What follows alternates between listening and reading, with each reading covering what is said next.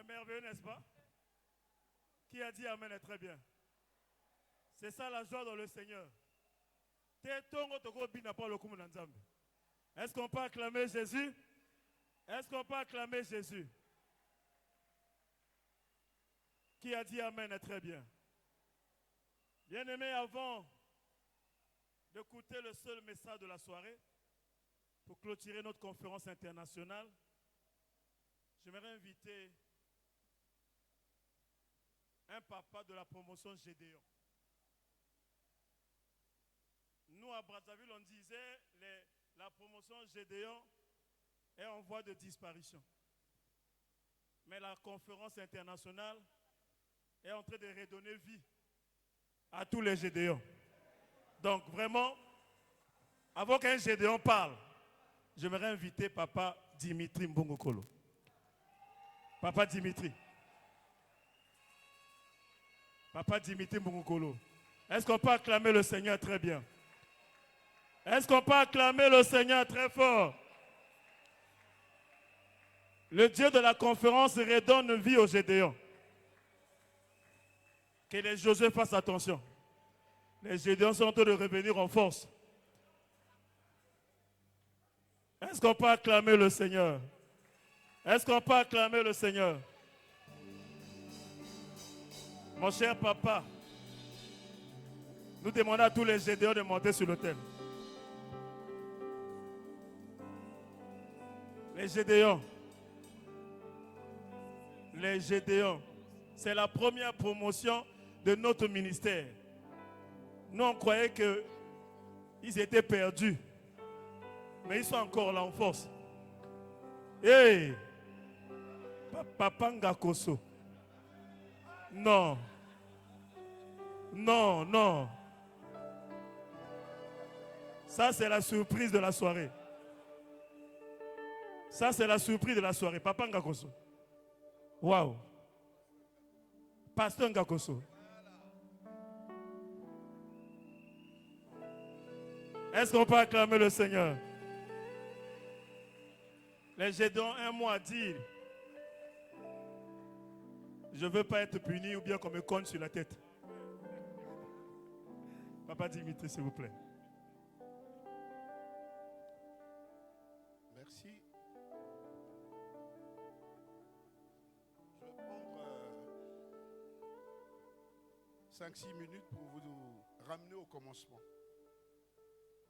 Et d'abord, je veux bénir le Seigneur pour la vie de mon frère, l'apôtre Itois. Et lui et moi, nous savons pourquoi il est en train de faire tout ça. Parce que ce ministère, c'est une affaire de révélation.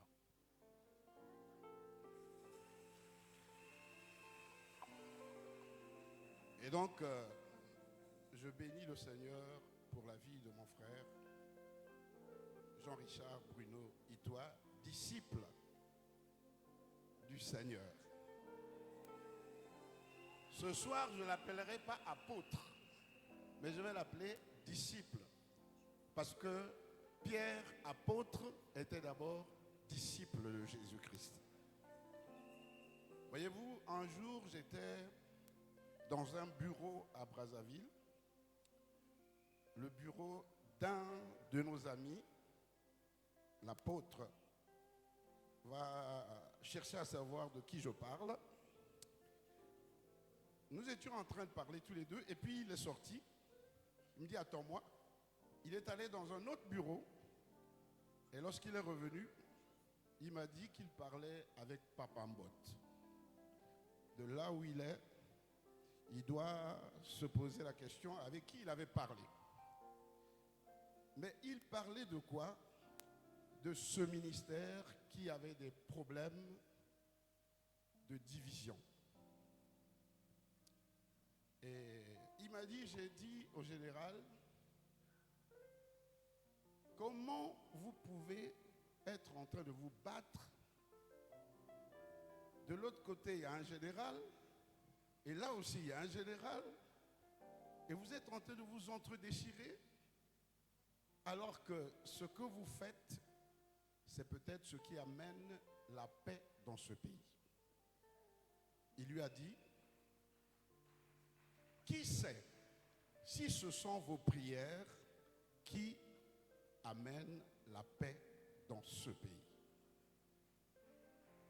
Et le gars qui disait ça ne parle pas en langue comme nous. Le gars qui le disait, c'est notre frère à nous deux. Et il m'a dit, tu vois Dimitri, c'est ça votre problème. C'est que vous ne savez pas ce qui est essentiel.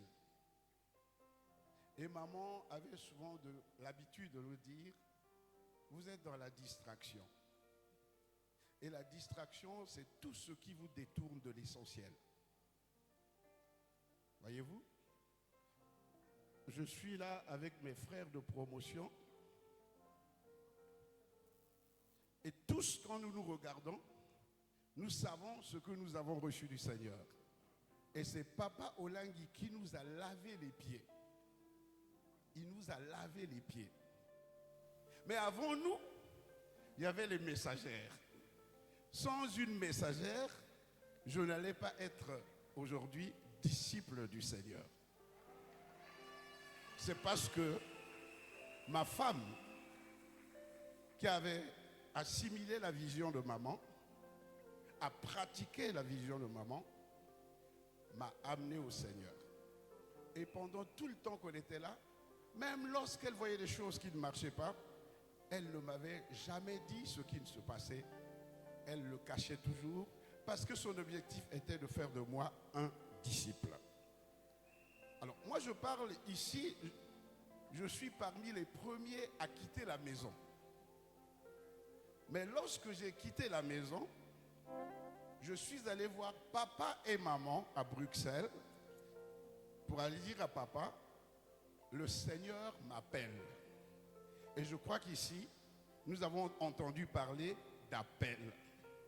Et mon appel, même lorsque nous étions encore à la CIFMC, je me rappellerai toujours que le bishop Zabatou est venu me voir. Il a passé au moins 4 jours, il venait me voir. Je ne voulais pas le recevoir parce que nous étions carrés. C'est le ministère, les églises, ce n'est pas pour nous. Mais simplement, pouvait me dire, Dieu t'appellera un jour, mais moi, j'aurais donné ma part. Et il m'a fait un enseignement ce jour-là.